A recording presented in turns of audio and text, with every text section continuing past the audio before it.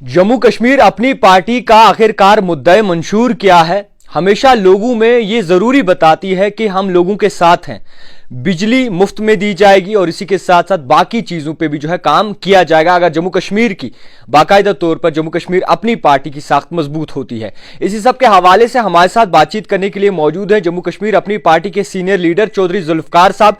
इनसे जानने की कोशिश करेंगे कि आखिरकार अपनी पार्टी जो दावे करती है क्या उन पे खरी उतर सकेगी और लोगों की जो एक्सपेक्टेशंस है आज के वक्त में क्या जम्मू कश्मीर अपनी पार्टी उनको नजरोसाज कर रही है। सबसे पहले चौधरी साहब बहुत शुक्रिया वक्त देने के लिए। सीधा सवाल रहेगा आपसे, अपनी पार्टी हमेशा बात करती है लोगों के हक की कि लोगों को बिजली दी जाएगी, लोगों के बारे में सोचा जाएगा और लोगों के साथ चला जाएगा। तो कई सारी ऐसी पार्टियां जो कहती है कि दिल्ली के सामने घुटने टेकने से कोई भी पार्टी खड़ी नहीं हो सकती, लोगों के दिल में घर करना पड़ेगा। क्या जम्मू कश्मीर अपनी पार्टी ने लोगों के दिल में घर किया है? देखिए, मैं आपको एक बात बताना चाहूँगा कि जम्मू कश्मीर अपनी पार्टी एक मकसद के लिए खड़ी की गई थी और वो मकसद था, जब जम्मू कश्मीर में एक टर्माइल था, जम्मू कश्मीर में एक वैक्यूम था, पॉलिटिकल वैक्यूम था, जम्मू कश्मीर में तमाम तरह के कदगन थे। 5 अगस्त 2019 के बाद यहाँ का इंटरनेट बंद था, यहाँ की मेन स्ट्रीम पॉलिटिकल पार्टीज़ के लीडर बंद थे, यहाँ कोई जर्नलिस्ट बात करने को तैयार नहीं था, कोई सोशल एक्टिविस्ट बात करने को तैयार नहीं था, कोई अवाम की बात करने वाला नहीं था। तो हमने जितना दुख बाकी वालों को हुआ 370 टूटने का, रियासत के डाउनग्रेड होने का, हमें भी उतना ही दुख हुआ। लेकिन हमने उस वक़्त निकल के हमने सोचा कि जो हुआ सो हुआ, लेकिन हमें आगे तो बढ़ना है, बात तो करनी है कि हम भी अब रूठ के घर बैठ के तो हल नहीं है। लोग मुसीबत में हैं, हज़ारों लोग जो हैं वो जेलों में बंद हैं, पॉलिटिकल लीडरशिप जो है वो जेलों में बंद थी। और हमने बात की, हमने एक हम ख्याल लोग मिले, इकट्ठे हुए और एक कॉमन प्लेटफॉर्म बनाया। उस कॉमन प्लेटफॉर्म का नाम अपनी पार्टी बना बाद में, और हमने गवर्नमेंट ऑफ इंडिया से बात की। तो आप ही ने कहते हैं जम्मू कश्मीर अपनी पार्टी ही, जब भी कोई मुद्दा होता है जम्मू कश्मीर अपनी पार्टी अव्वल नंबर पे होती है, दिल्ली तक जो पहले पहुंचती है। तो इतनी सख्त मजबूत कैसे है जम्मू कश्मीर अपनी पार्टी? अगर मेन स्ट्रीम के जो लीडर्स हैं वो अंदर बंद थे, जेलों में बंद थे, हाउस अरेस्ट थे, तो जम्मू कश्मीर अपनी पार्टी की सख्त इस तरीके से मजबूत क्यों थी? देखिए, जम्मू कश्मीर अपनी पार्टी का जहाँ तक तल्लक है, जम्मू कश्मीर अपनी पार्टी का जो लीडर्स बाहर थे या जेलों में बंद भी थे, तो वो लीडर्स उस वक़्त वहाँ से निकले जब मौका मिला। कोई 4 महीने रहा, कोई 6 महीने रहा। जब आए तो उसके बाद एक प्रोसेस तो इनिशिएट करना था। वी वर द फर्स्ट, क्योंकि उस वक़्त बात करने से भी हर आदमी डरता था, झिझकता था। We were the first to take an initiative, and we have taken an initiative for in the interest of the people of Jammu and Kashmir. और हमने उस वक़्त जाके भी बड़ी खुले से हमने कहा कि जम्मू कश्मीर के लोगों को एक डेमोग्राफी चेंज का डर है, जम्मू कश्मीर के लोगों के साथ ज़्यादती हो रही है, और जम्मू कश्मीर के लोगों की जो बेसिक राइट्स हैं उनको रिस्टोर करने की ज़रूरत है। अल्हम्दुलिल्लाह बहुत सारी चीज़ें जो हैं वो हल भी हुई, और हमने इनिशिएटिव लिया। और कोई पॉलिटिकल पार्टी इनिशिएटिव लेती तो शायद वो भी लोगों की बात कर सकते थे, उन्होंने नई इनिशिएटिव लिया तो वो उनकी मर्जी है। रात के अंधेरों में जम्मू कश्मीर अपनी पार्टी के सियासतदान लीडर जो हैं वो मिलने जाते हैं होम मिनिस्टर से, मोदी जी से। देखिए, हम तो पार्टी बनाई श्रीनगर में, मिले जाके 14 और 15 मार्च 2020 को, और उस वक़्त हम रात के अंधेरे में तो नहीं गए, नेशनल प्रेस के सामने मिले, सारी दुनिया के सामने मिले, और जो बात जम्मू कश्मीर की थी वो जम्मू कश्मीर की बात की, जम्मू कश्मीर के स्टेटहुड की बात की, 370 की बात की, लोगों के मसाइल की बात की, लोगों की परेशानियों की बात की। तमाम बातें जो हैं वो हमने मरकज़ के साथ की, और वो रात के अंधेरे में नहीं हुई, वो सामने हुई है, और it's a matter of record, वो सबके सामने हुई है। अच्छा सर, आप बात करते हैं रजौरी में। रजौरी में जिस तरीके से इस वक्त कई सारी मुश्किलात जो हैं वो लोग कह रहे हैं, हालांकि बुनियादी जो सहूलत है रजौरी के डिस्ट्रिक्ट के लोग उनसे महरूम हैं, क्या कहेंगे आप? रजौरी पुंछ खित्ता जो है वो निगलेक्टेड खित्ता है, और दूर दराज का इलाका है, पीर पंजाल के उस पार है। अनफॉर्चुनेटली वहाँ के लोगों की मुश्किलात बहुत ज़्यादा हैं। वहाँ के लोग जो हैं वो कुछ मसाइब का शिकार हैं। डेवलपमेंट के एस्पेक्ट पे भी वहाँ का जो इलाका है वो काफ़ी नेगलेक्टेड रहा है। वहाँ बहुत सारी बेसिक जो फैसिलिटीज़ हैं उनसे महरूम रहा है, और उसको लेके हमने कोशिश की अपने टाइम में भी कि इसको कुछ इम्प्रूव किया जाए, और आज भी हम अपने लेवल पे वो एफर्ट्स करते हैं कि वो चीज़ें जो हैं वो दोबारा से जहां हमने काम छोड़े थे उन कामों को आगे बढ़ाया जाए। क्योंकि जहां 5 साल पहले जो प्रोजेक्ट रुके जब यहाँ पॉपुलर गवर्नमेंट थी, तब से लेके आए तक वो प्रोजेक्ट आगे नहीं बढ़ पा रहे, कोई काम नहीं डेवलपमेंट का नहीं हो रहा। यहाँ ज़मीन पे कोई ग्रास रूट लेवल पे डेमोक्रेसी नहीं है। ये कुछ इश्यूज हैं। समाजी कारकुन जितने भी हैं, जब एसटी की बात आती है, हालांकि गुजर तबके से आप भी बिलोंग करते हैं, एसटी की जब बात आती है तो समाजी कारकुन बड़े धड़ल्ले से कहते हैं कि जितने भी लीडर्स हैं, गुजर तबके के जितने भी लीडर्स हैं जो अपनी कुर्सियों पर बैठे हुए हैं, उनके मुंह पे ताले लगवाए हुए हैं और उनकी जुबान जो है बंद की हुई है। देखिए, नौजवान हैं, गर्म खून है, शायद उनको वो कुछ भी कह सकते हैं, लेकिन हमें ये मालूम है कि हमें किस वक्त क्या बात करनी है, और हवा में बातें करने से कुछ नहीं होता। जब वक्त पे ज़रूरत के मुताबिक आज तक ये जो शेड्यूल ट्राइब मिला गुजर कम्युनिटी को, आज से 25-30 साल पहले, ये भी गुजर लीडर्स की कंट्रीब्यूशन है। उन्होंने आज बहुत सारे लोग हमारे आईएएस हैं, आईपीएस हैं, केएएस हैं, केपीएस हैं, डॉक्टर्स हैं, इंजीनियर्स हैं, गवर्नमेंट एम्प्लॉयमेंट में हैं, और बहुत सारे सेक्टर्स में काम कर रहे हैं। ये कंट्रीब्यूशन गुजर लीडर्स की कंट्रीब्यूशन है। आज जो ज़ुबान कुछ लोग बोलते हैं वो कंट्रीब्यूशन भी गुजर लीडर्स की कंट्रीब्यूशन है।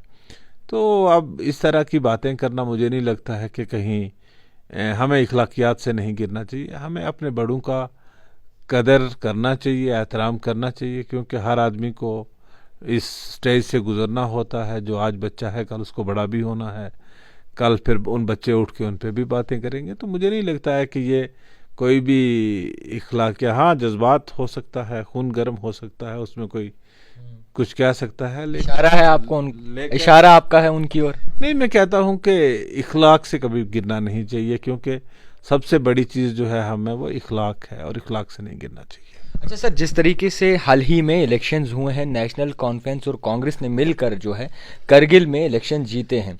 हालांकि जिस तरीके से आशंका थी बीजेपी शायद बाजी मार जाएगी, मगर बीजेपी ने हमेशा जो कहा उस पर खरी नहीं उतरी। तो जिस तरीके से नेशनल कॉन्फ्रेंस और कांग्रेस का अलायंस रहा और एक ऐतिहासिक जीत रही है इलेक्शंस की, 370 के बाद ये पहला इलेक्शन था, तो क्या कहेंगे आने वाले वक्त में आपकी टक्कर में नेशनल कॉन्फ्रेंस भी होगी, उनकी साख्त को किस तरीके से देखेंगे?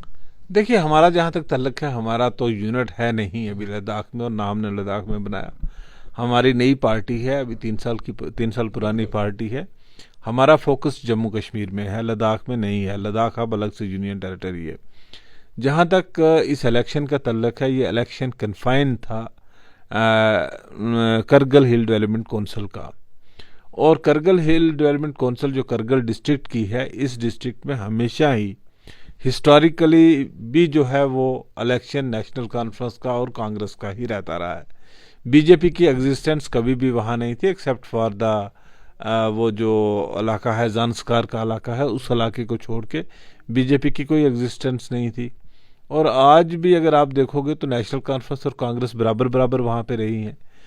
अगर आप एज ए जर्नलिस्ट इसको एनालिसिस करेंगे तो मेजर जो लॉस हुआ है वो पीडीपी का हुआ है। जो पीडीपी एक तीसरा बड़ा प्लेयर बन के उभरी थी पिछले टाइम में करगिल में, उसका लॉस हुआ है, और उसको जो कंज्यूम किया है वो नेशनल कॉन्फ्रेंस ने किया है। तो मुझे नहीं लगता है कि उस रिजल्ट से हम जम्मू कश्मीर के एनालिसिस कर पाएँ या पूरे लद्दाख रीजन के एनालिसिस कर पाएँ। वो वही है, एज एक्सपेक्टेड लाइनों पे है, जो होना था वही हुआ। वहाँ हम शुरू से ही एक्सपेक्ट नहीं करते थे कि बीजेपी या किसी और अलायंस को कोई ज़्यादा सीटें मिल सकती हैं। जिस तरीके से इस वक्त कश्मीर की सिचुएशन बनी है ओवरऑल, जिस तरीके से अगर देखें तो स्कैम्स हैं, करप्शन बताई जा रही है, आईसीडीएस डिपार्टमेंट प्रोटेस्ट पर हैं, कैजुअल लेबरर्स जितने भी हैं वो प्रोटेस्ट पर हैं, फॉरेस्ट महकमे के जितने कैजुअल लेबरर्स हैं वो भी प्रोटेस्ट पर हैं। तो ओवरऑल क्या कहेंगे आपको कि 370 के बाद जिस तरीके से कहा था सबका साथ सबका विकास, आप क्या कहेंगे, आपको विकास नज़र आता है? देखिए, मेरा कहना, मानना और यकीन इस बात का है कि मैं ट्रू डेमोक्रेट हूँ, मैं डेमोक्रेसी पे यकीन करता हूँ और मुझे लगता है कि डेमोक्रेसी तमाम प्रॉब्लम्स का सल्यूशन है। और यहाँ पे अनफॉर्चुनेटली 2018 के बाद डेमोक्रेसी नहीं है, यहाँ पे इलेक्शन नहीं है, यहाँ पे लोगों की चुनी हुई सरकार नहीं है, यहाँ बाबू राज है जो लोगों के सामने अकाउंटेबल नहीं है। बाबू अपनी मनमर्जी करते हैं और वही गवर्नमेंट को जो एक फीड देते हैं। Government is born to believe on their feedback, but grass root पे जो आपने जिन चीज़ों की निशानदेही की है, ये हकीकत है कि लोग जो हैं वो एक बहुत बड़ा डिस्कनेक्ट हो चुका है और लोग इन मसाइल को से जूझ रहे हैं। बीजेपी के चीफ रविंद्र रैना कहते हैं, आखिरी सवाल है, बीजेपी के चीफ रविंद्र रैना कहते हैं गुजर हमारी आन बान शान है, गुजर कम्युनिटी के लिए, गुजर कबीले के लिए हम दूध की नदियां बहाएंगे और फ्लैट देंगे। तो आप भी बाकायदा तौर पर बहुत नज़दीक हैं इस तबके के और इनकी सरबराही भी करते हैं, तो क्या लगता है जब गुजर बेचारा सड़कों पे होता है, जब गुजर बेचारा प्रोटेस्ट पर होता है, जब अपने हक इंसाफ की बात करता है, उस वक्त फॉरेस्ट जो एक्ट था उसमें भी कहीं ना कहीं गुजरों के साथ नाइंसाफ़ी की, आप क्या जवाब देंगे? देखिए, रविंद्र रैना जी क्या कहते हैं, वो मेरे छोटे अजीज़ हैं, भाई हैं, लेकिन मेरा इतना कहना है कि जहाँ तक गुजर्स का तल्लक है, किसी कम्युनिटी को फॉर गारंटीड नहीं लेना चाहिए। आपको डिलीवर करना है, आपने लोगों के लिए कुछ करना है और तब जाके आप वो लोग भी आपके साथ चल सकते हैं। यहाँ पे जम्मू कश्मीर में अनफॉर्चुनेटली जब 370 टूटा था तो कहा गया था कि जम्मू कश्मीर के गुजरों की डेवलपमेंट में एक सबसे बड़ी बाधा जो थी वो 370 था। वो टूटने के बाद हम आपको फॉरेस्ट राइट एक्ट इम्प्लीमेंट करेंगे। कागजों में तो फॉरेस्ट राइट एक्ट को लाया गया, लेकिन ग्राउंड पे उसकी इम्प्लीमेंटेशन क्या है? 200 कुछ लोगों को अभी तक इंडिविजुअल फॉरेस्ट राइट्स मिले हैं, बाकी हज़ारों की तादाद में लोगों ने पैसे खर्च के, फाइलें बना के वो डस्ट में बिन में पड़ी हैं, अभी तक किसी ने उन पर काम नहीं किया। आप अगर कहते हो गुजरों को, चलें ठीक है, आपके साथ ही हो सकते हैं, आन बान शान भी हो सकते हैं, लेकिन आपने डिलीवर क्या किया है? आपने गुजरों को दिया क्या है? गुजर आज भी मसाइब का शिकार है, आज भी गुजरों को प्रॉब्लम का सामना करना पड़ रहा है, आज भी गुजर जो है वो पहाड़ों की चोटियों पे तकलीफ़ का सामना करता है और गुजरों की परेशानियां वहीं की वहीं हैं। मुझे नहीं लगता है कि देयर इज़ एनी चेंज। हाँ, रविंद्र रैना जी अगर इतने सिंसियर हैं इस कम्युनिटी के लिए, तो he is suppose to do something for the community, since वो यहाँ भी डिफेक्टो गवर्नमेंट में है और दिल्ली में उनकी फुल फ्लैज 2/3 मेजॉरिटी के साथ गवर्नमेंट है। क्या किया इन्होंने गुजरों के लिए? फ्लैट देने की बात छोड़िए, घास के कच्चे कुल्ले भी उखाड़ दिए, कच्चे डारे लोगों के गिरा दिए जंगलात से। उनको आज भी वो राइट नहीं मिल रहे हैं जो बाकी लोगों को मिल रहे हैं। तो जहाँ पे आप अगर कश्मीर वैली में देखोगे या जम्मू में भी देखोगे, जहाँ से आखिरी सड़क पक्की ख़त्म हो जाती है उसके आगे गुजरों की बस्ती होती है, जहाँ बिजली का पोल ख़त्म होता है वहाँ से आगे गुजरों की बस्ती स्टार्ट होती है। आज भी उन गुजर बस्तियों पे जितना फोकस्ड काम करने की ज़रूरत थी नहीं किया जा रहा है। हमने ट्राइबल अफेयर्स डिपार्टमेंट बनाया था, बट अनफॉर्चुनेटली सरकार नहीं रही और वो चीज़ें जो हम करना चाह रहे थे, निगलेक्टेड एरियाज़ को डेवलप करना चाह रहे थे, उन एरियाज़ को फोकस करने पे हमारा ट्राइबल अफेयर सही तरीके से आप काम नहीं कर रहा। ट्राइबल अफेयर डिपार्टमेंट जो है, देखिए, मैं तो आप ट्राइबल अफेयर्स के साथ कनेक्टेड नहीं हूँ। जो उनसे हेल्म ऑफ द अफेयर लोग हैं उनसे बात कीजिए और गांव में जाके ट्राइबल से पूछिए क्या मानते हैं कि आप क्या मानते हैं कि सही तरीके से काम? आप ये देखिए कि क्रिटिकल गैप्स कहाँ हैं। जहाँ ट्राइबल्स को ऑलरेडी बिजली है वहाँ आप उनको और ट्रांसफार्मर लगा के दोगे तो मुझे नहीं लगता है कि आप उस ट्राइबल के साथ इंसाफ कर रहे हैं जो पिछले 70 साल से अंधेरे में रह रहे हैं। जहाँ ट्राइबल्स को ऑलरेडी पीने का पानी मिल रहा है, अगर आप वहीं पानी की पाइपें लगा के दे रहे हो तो मुझे नहीं लगता है कि जो 70 साल से बिना पानी के ट्राइबल रह रहा है आप उसके साथ इंसाफ कर रहे हो। आप उन इलाकों में सड़कें बना के दे रहे हो जहाँ ऑलरेडी 6-6 सड़कें बनी हैं, आप 7वीं सड़क भी उस एरिया में बना के दे रहे हो। तो जहाँ निगलेक्टेड एरिया है आप उसको इग्नोर कर रहे हो। तो मुझे नहीं लगता है कि कोई होलिस्टिक डेवलपमेंट का और क्रिटिकल गैप्स को आइडेंटिफाई करके उन एरियाज़ को फोकस किया जा रहा है। एक आखिरी सवाल रहेगा आपसे कि इंतखाबात के लिए चौधरी जुल्फ़कार साहब तैयार हैं?